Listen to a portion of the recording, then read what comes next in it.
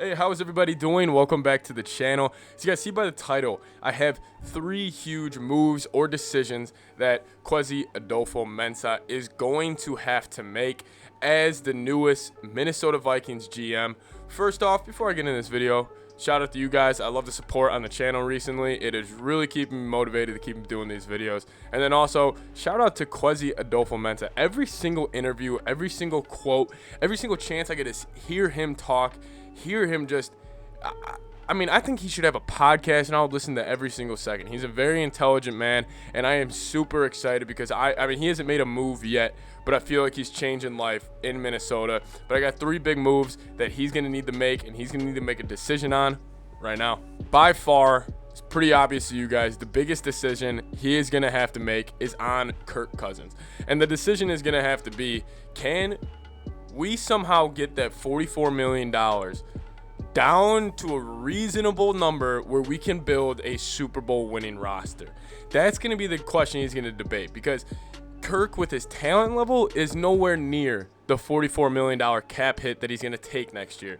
But if he's looking at this roster and he thinks if he could get somehow Kirk down to $30 million and build a good enough roster around him where we can still go win with Kirk, because that's the thing. I think a lot of people think like the Vikings, there's not a chance they can win with Kirk Cousins. Well, listen, the San Francisco 49ers, where Kwesi was originally from, are winning with Jimmy Garoppolo, and I think Kirk is way better than Jimmy Garoppolo. Now, intangibles, leadership, that's all up for debate, where I would probably lean towards Jimmy, but I think there's definitely a way for the Minnesota Vikings to win with Kirk Cousins at $30 million. Just Kwesi's going to have to decide, how do they get there, and even if it's possible to get there, maybe he decides we just need to move off this. We just need to rip the Band-Aid off Kirk Cousins' contract and move on. Who knows? That's a huge decision he has on his plate, and I'm sure he's already given it hours, days, weeks, months of thought already. Kirk Cousins, it's going to be a huge decision, but that's what's got to be so exciting about this, is we have a new GM, we have a pretty good quarterback who's making too much money, and we got a decision to make. I'm excited. He's going to, whatever he does, I'm going to agree with him, because he has just been out of the park so far. Next biggest decision he's going to have to make is with Danielle Hunter. That's my guy. I think this should be an easier decision for him, because him being from San Francisco and being from Cleveland, he has understood the impact of a defensive line. San Francisco, beautiful defensive lines. Obviously, with Cleveland, they had Myles Garrett, Clowney. They always get after the quarterback. So I think the Danielle Hunter decision that he's going to have to make, I'm assuming he's leaning towards keeping him. I wonder if he's going to try to extend him. I wonder if he's going to maybe talk to the doctors, find out more information on his injury, see how he is rehabbing, and maybe trying to lock him up for more money now. Because let's just say, for example, Danielle Hunter, he goes out, he comes back, and he has 18.5 sacks. He's going to demand $30 million a year almost.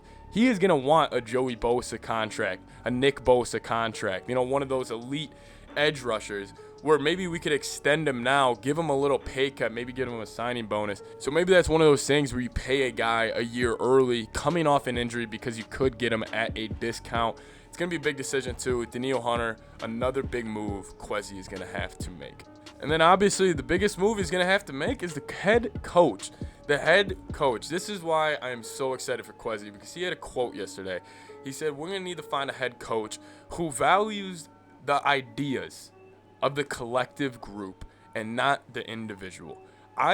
When he said that, and especially with where we came from in the Mike Zimmer era of the almost dictator-esque tenure under Mike Zimmer, and now we have a guy in Kwesi where it starts at the top, and he's saying this is going to be a collective effort.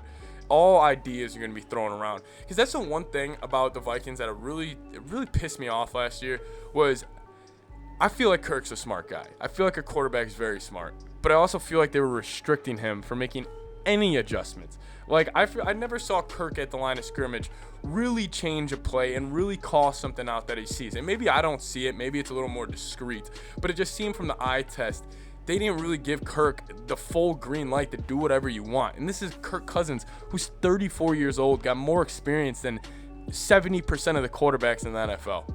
Listen, Kwesi, he's going to bring a coach in who just embodies what he is.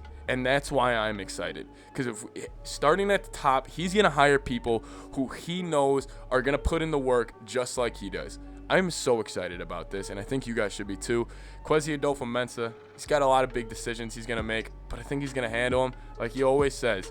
He's process-oriented. He's going to go through the process, not look at the results, look at the process. Thank you guys so much for watching. Skol Vikes.